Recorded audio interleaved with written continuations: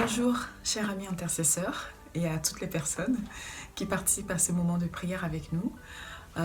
Lorsque le Seigneur m'a mis à cœur de mobiliser les intercesseurs pour prier, il m'a dirigé vers le verset dans Luc 1, au verset 17, qui nous montre Zacharie dans le temple en train d'offrir l'encens.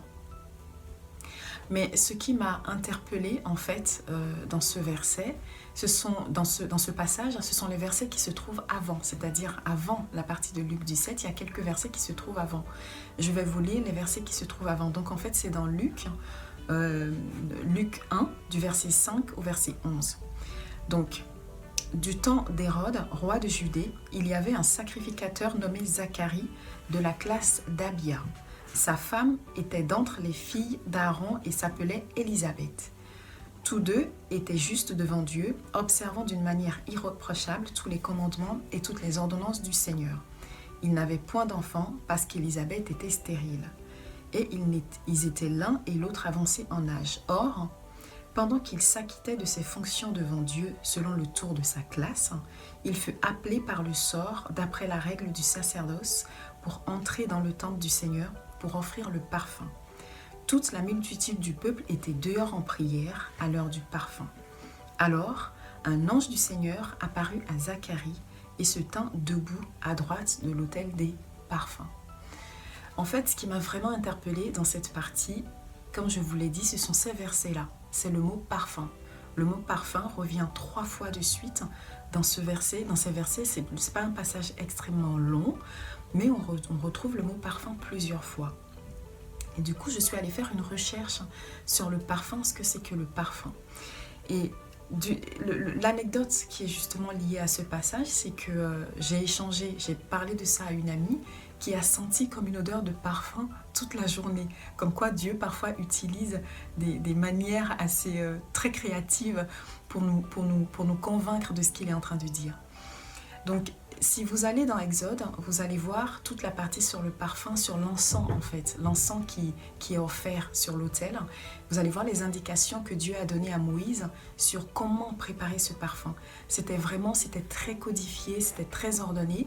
Dieu leur avait donné un certain nombre d'essences à utiliser, d'essences aromatiques à utiliser, et il leur avait dit exactement comment l'utiliser, comment le mettre en place.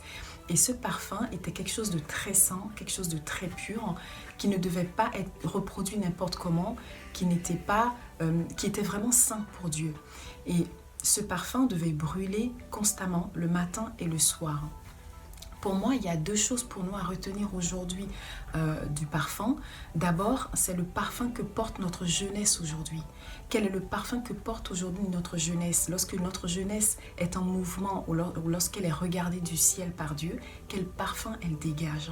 Et je voudrais vraiment pouvoir vous interpeller sur ça et vous demander à ce qu'on puisse prier aujourd'hui et qu'on demande à Dieu, en fait, de donner ce parfum de Christ à notre jeunesse.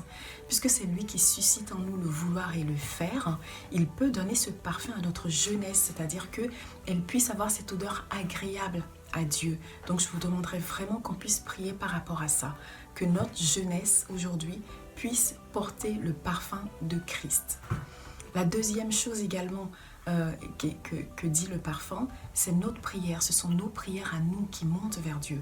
Donc même en tant qu'intercesseur qui prie dans ces 40 jours de prière, nous devons faire monter nos prières en tenant compte en fait de l'état de notre cœur, en tenant compte de nos prières qui montent et de la manière dont nous faisons monter ces prières-là.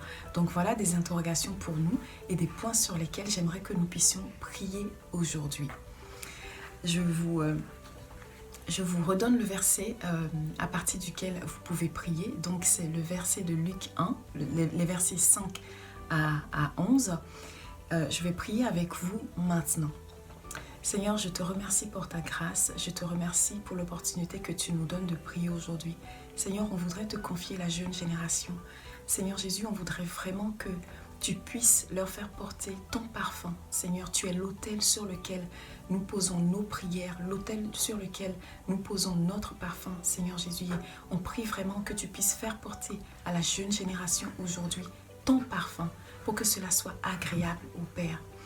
Je vous remercie infiniment pour ces moments de prière que nous passons ensemble et je vous dis à très bientôt pour le prochain moment de prière. Soyez bénis. Au revoir.